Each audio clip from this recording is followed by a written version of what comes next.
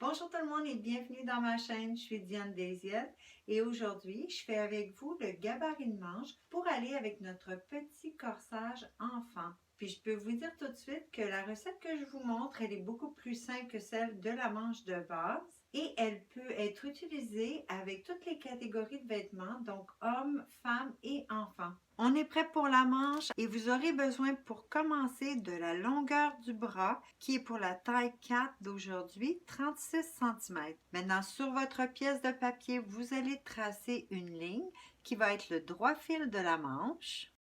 Donc, bien au centre du papier. Et sur cette ligne, vous allez placer la longueur de votre manche. Ici, j'ai besoin de 36 cm pour mon taille 4. Alors, je l'indique sur la ligne centrale. Au bas, on pourra tout de suite se tracer une ligne à l'équerre de chaque côté. On va tout de suite terminer le poignet. Vous avez une mesure ici de poignet qui dit 13,5 cm pour la taille 4. Mais à cette mesure, je vais vous faire ajouter au moins 3 cm parce que la main doit passer avant le poignet et la mesure de la main est plus large que celle du poignet. Donc, j'ai trouvé 16,5 cm. Je vais venir placer la moitié de cette mesure de chaque côté de ma ligne centrale. On va maintenant faire la tête de manche. Alors, vous vous rappelez qu'on a pris la mesure pour la hauteur d'emmanchure sur le corsage. C'était la mesure X qui était pour moi 13 cm. On prend cette mesure de 13 cm à laquelle on va soustraire 3 cm pour trouver notre tête de manche. Alors, pour moi, ça se trouve être 10 cm et je vais le mesurer à partir du haut de la manche. Et à partir de ce nouveau point, je vais pouvoir tracer ma ligne de biceps à l'équerre du droit fil de chaque côté. Maintenant, on reprend notre plan puisqu'on y a inscrit les mesures pour les emmanchures et le niveau des crans. Ici, j'ai obtenu des mesures identiques pour les emmanchures dos et devant, mais s'il y a une différence et que le dos est quelques millimètres de plus, c'est correct aussi. Par contre, si votre devant est plus grand que votre dos, corrigez vos courbes afin de les rendre égales parce que le devant ne devrait pas dépasser la mesure de l'emmanchure du dos. Maintenant, pour construire la tête de manche, vous aurez besoin d'additionner la mesure d'emmanchure du dos et celle du devant. Ici, mes deux mesures sont identiques, donc j'ai 30 cm, mais ça ne veut pas dire que vous avez des mesures identiques. Alors, je vous montre quand même à faire le calcul. Une fois qu'on a additionné les deux mesures, on va les diviser par deux pour pouvoir placer la moitié de chaque côté. Alors maintenant que j'ai ma mesure de demi-emmanchure, qui est pour moi 15 cm, je vais venir placer mon zéro sur la ligne de tête de manche et je vais pivoter ma règle jusqu'à ce que mon 15 cm touche la ligne de biceps que j'ai tracée à l'équerre. Une fois en position, on peut tracer. Puis on va faire la même chose de l'autre côté. Maintenant, on peut rejoindre les nouveaux points de sous-bras, alors les deux points sur la ligne de biceps, au niveau du poignet de chaque côté.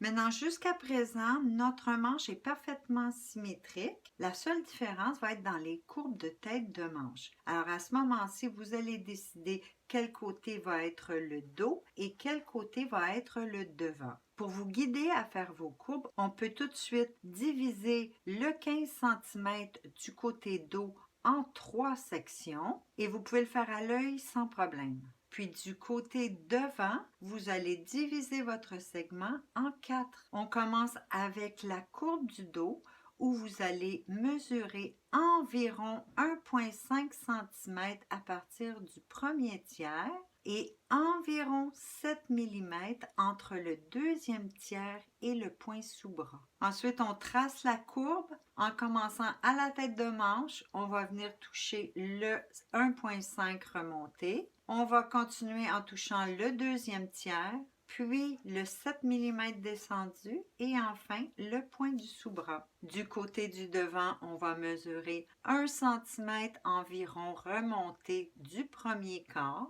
Puis on va aller au dernier quart et descendre d'environ 1 cm. Puis on peut tracer à partir de la ligne du centre, la tête de manche. On va venir toucher le 1 cm remonté, la marque de demi, le dernier quart, puis le sous-bras. Ici, c'est en courbant la ligne qu'on va obtenir notre aisance de tête de manche. Et comme vous pouvez l'imaginer, la ligne courbe va être beaucoup plus longue que la ligne diagonale et c'est comme ça qu'on obtient l'aisance de tête de manche qui va être différente pour chaque tracé. Maintenant, la toute dernière chose qu'il vous reste à faire, ça va être de reporter votre mesure de cran sur la manche. Et comme je vous avais demandé de mesurer à partir du point sous-bras et d'arrêter pour inscrire les niveaux de cran, ça sera facile pour vous de venir les reporter de la même façon. Donc, à partir du sous-bras, on vient reporter nos mesures de cran.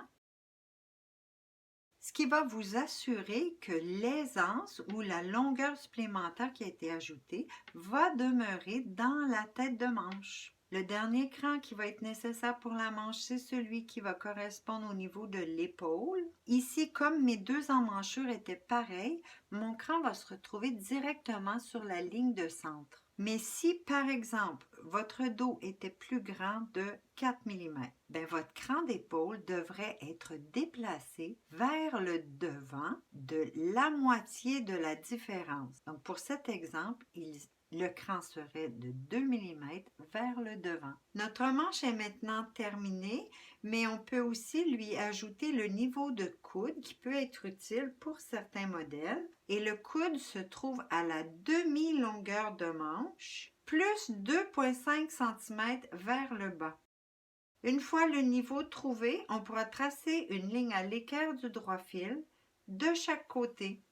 Maintenant, si comme je l'espère, vous aurez trouvé la recette très simple à réaliser, vous pourrez tout aussi simplement modifier votre manche en gardant exactement vos mêmes mesures d'emmanchure. Alors, si par exemple, vous trouvez que au niveau du biceps, la mesure de la manche est trop ajustée, vous pourrez tout simplement reprendre votre mesure de profondeur d'emmanchure, mais cette fois, au lieu de soustraire seulement 3 cm, vous pouvez soustraire 3,5 ou 4 cm, ce qui va réduire la distance ou la longueur de la tête de manche et ainsi la mesure de l'emmanchure, donc la ligne diagonale, va rejoindre un point plus loin de chaque côté et ça va également vous donner bien sûr une plus grande longueur pour votre ligne de biceps. Alors, je vous ai dit que vous pouviez soustraire 3,5 ou 4 cm. Ici, je vais faire une soustraction de 4 cm, ce qui veut dire que ma ligne de biceps va remonter de 1 cm. Alors, on va regarder ce que ça donnerait si on remontait notre ligne de biceps de 1 cm et qu'on plaçait notre mesure d'emmanchure, donc la même qu'on a trouvée sur notre corsage, donc la demi. On vient placer notre mesure à partir du même point de tête de manche, puis on va venir tracer de chaque côté. Maintenant, regardez le point de sous-bras et vous allez pouvoir constater que vous avez gagné presque 1 cm en largeur de chaque côté, donc 2 cm environ, tout le tour de notre niveau biceps. C'est déjà tout pour aujourd'hui. Merci d'avoir été là et ne manquez surtout pas la prochaine vidéo où je vous montre à faire la base de pantalon pour enfants.